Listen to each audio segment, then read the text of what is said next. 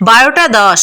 Good afternoon friends, আমি মৌমিতা, আমার channel আর ক্রিস্টেলে তোমাদের অনেক অনেক ওয়েলকাম আর ভালোবাসা দিয়ে একটা নতুন ব্লগ শুরু করলাম।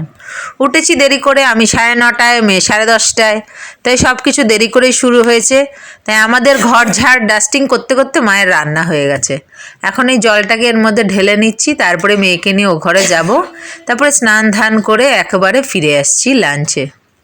দেখো আজকে 3:10 বাকি, আজকে লাঞ্চ শেয়ারই করা হয়নি। এই যে বিট গাজরের পকোড়া হয়েছিল, এতে লাউ ভাজি আর এতে ডাল, এই যে ডাল আর ভাত হয়েছিল।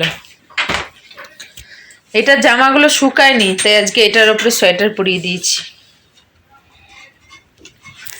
হ্যাঁ না, সব ভিজে ভিজে, কিচ্ছু শুকাচ্ছে না। বেলা 1টার দিকে তো রোদ উঠলো, তাও রোদে কোনো তেজ নেই, কি শুকাবে? শুনছি নাকি কালকে এই অবস্থা হবে। 1টায় রোদ উঠলো, চিন্তা করতে পারো? তাই জন্য ওই ঘর থেকে নিয়ে সেখানে মেলে দিলাম, শুকাক, রেখে দেবো, যখন রোদ উঠবে তখন রোদে দেবো।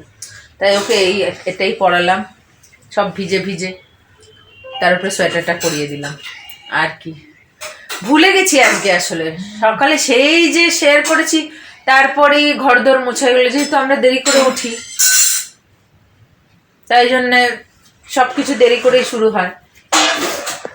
তাই আমরা উঠে কাজ সারতে সারতে মায়ের রান্না হয়ে যায়, তাই জন্য আর কিছু শেয়ার করা হয়নি। ও ঘরে গিয়ে বাবুর সঙ্গে খেলছিলাম, তারপরে এলাম, স্নান ধান করে, ভুলেই গেছি, কারণ স্নান করে বেরিয়ে দেখছি এখানে হাও হাও কাউ কাউ হচ্ছে, ব্যাস ওই ইয়েতে ভুলে গেছি। তো এখন শেয়ার করে দিলাম। এবারে ও অ্যাপেল খাচ্ছে, অ্যাপেলটা খাক, একটু রেস্ট করি, তারপর সন্ধ্যেবেলা ফিরে আসছি।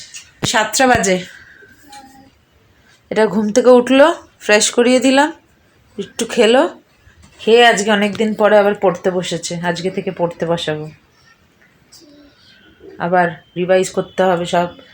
একটু আধটু বাচ্চা মানুষ, তা ভুলে যেতেই পারে, 2 সপ্তাহ বই ধরেন। তাই আবার 15 তারিখে স্কুল খুলবে, তার আগে আবার একটু ঝালিয়ে নিই। নিচে লেখো ড্যাসা। হ্যাঁ, নাম লিখছে, নামটা নিজে নিজে লিখতে শিখে গেছে। ঠিক আছে, পড়াই। কাপড় চোপড় সব ঘরে তুলে দিলাম, আর কাঁচের অবস্থা দেখো, মানে বাইরে তাহলে কি পরিমাণে ঠান্ডা, কি অবস্থা হচ্ছে কাঁচের, পুরো জল। এই কাঁচটা আছে বলে এই দরজা আর এই জানলা বন্ধ করে দিলে ঘরটা গরম হয়ে যায়। যদি এইটার ওপরেই ঘর থাকতো, এই জিনিসটা না থাকতো, তাহলে আর এই ঘরে বাবারে বিশাল ঠান্ডা হতো। কিন্তু ওই কাঁচের ওপরে আবার একটা দেয়াল আছে, জানলা দরজা আছে বলে বন্ধ করে দিলে ঘরটা একদম কোজি থাকে। এই দেখো না, বাজে এখন 10:40। এই কিছুক্ষণ আগে, 15 মিনিট আগে খেয়ে উঠলো, রুটি খেলো আর পকোড়া খেলো। ডিম আজকাল খেতে চাইছে না, একদম খেলো না, না ডিম না কুসুম। পকোড়া দিয়েছিলাম, পকোড়া আর রুটি খেলো। একই জিনিস খেতে খেতে, ডিম খেতে খেতে খেতে খেতে ওর মুখে চড় পড়ে গেছে। আর ডিম দেখি আগের মতন আর টেস্ট নেই, যে মনেই হচ্ছে না ডিম খাচ্ছি। ডিমের মধ্যে একটা সেই ডিম ডিম গন্ধ, ডিমের কোনো গন্ধই নেই।